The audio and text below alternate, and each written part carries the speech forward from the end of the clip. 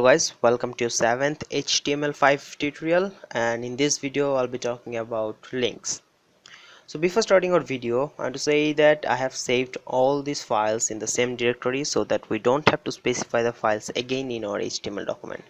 Okay, so let's start our video. We know that to insert link we have to use the a tag, so and inside the hyperreference we have to use the full address.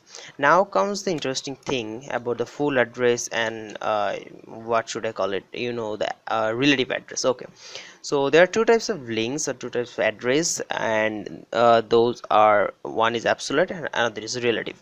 So the absolute is the full one, starting with the https, and the relative is just the index.html, or the source of the image is also known as a relative link. So I'll be focusing on the absolute links in this video because the relative links aren't that necessary in building web pages. Okay, so let's start. Let's write www.google.com. okay, now inside the let's write, click here. If I just save it and reload it, you can see I have this thing popping up in my browser. Okay, click here, and if I click here it will take me to Google. Okay, I will show you that, but before that let me do one thing. Let me just write title here. This is the attribute, and inside that let's write visit Google. So now if I just save it and reload it, you can see nothing happened. Why? Because nothing visually happened, but if we take our mouse over this one, we can see something popping up. You can see the visit Google, that is the title of this link, came up.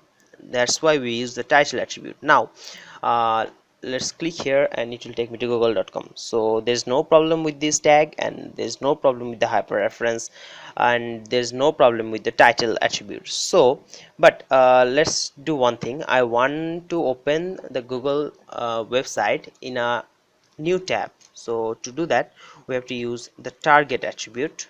Inside the target attribute we have to write underscore and blank. Now if I save it and reload it, nothing happened, but if I click here it will take me to google.com in a new tab. Okay, so now since we're done with this, let's do one thing. Let's use image as the link. So to do that we will again take a tag. Inside the hyperreference we will just copy and paste it, and let's write title here, and let's write visit Google. And now after the a tag, that is the starting of a tag, before the ending of the a tag, we have to use the image tag, img tag, and the source will be capture.png. Now let me show you where is this capture png file. See, this is my index file and this is the capture, and that type is png, so I have to write capture.png for the extension. Now let's write nothing here, just save it and reload it. You can see, okay, I have this image but I cannot see it properly, right? So let me just set the height and width. Let's set it to, let's say 400, and let's set the width to, I guess 550 would look good.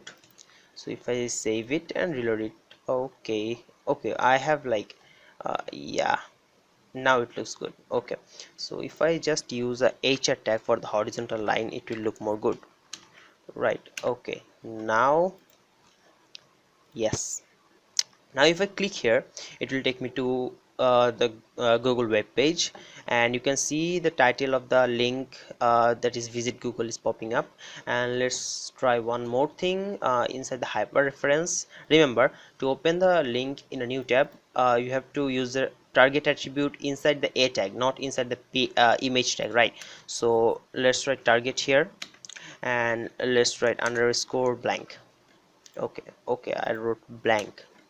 So if I save it and reload it, nothing happened, but if I click it will take me to google.com, right? And in a new tab. Okay, so basically these two links are really good and useful. Now let's say you want to give your email address into your website. so that people can click on the email address and they can directly go to their mail service and mail you something important, right? So to do that, we can use the a tag again, and inside the a tag we have to write mail to is a colon, not a semicolon, and then you have to write your email address. Let's say my email address is Shovik Ahmed onto @gmail.com.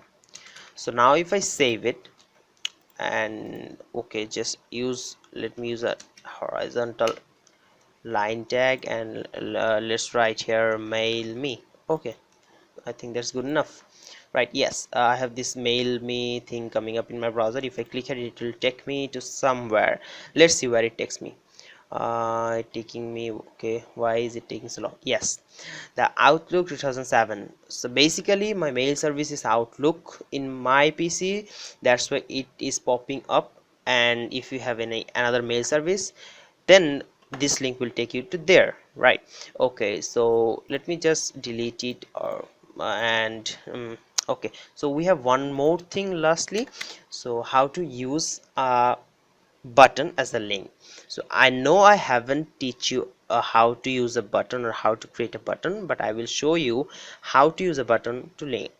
To make a button is really easy. Just use the button tag. Okay, and inside the button tag, let's use the a tag. It's very easy. Inside the hyperreference, if I just paste it the google.com, and here I have to write click here. uh, okay, not I don't want to click her. Okay, now let's use another hr tag. I really like the hr tag, right? That's why I use it very often. Okay, now we have this button. If I just, okay, now you can see very clearly. Okay, just wait a bit. Yes, now you can see the button very clearly. So this is the button, and if I click here, it will take me to google.com. Let me show you. Yes, it is taking me to google.com.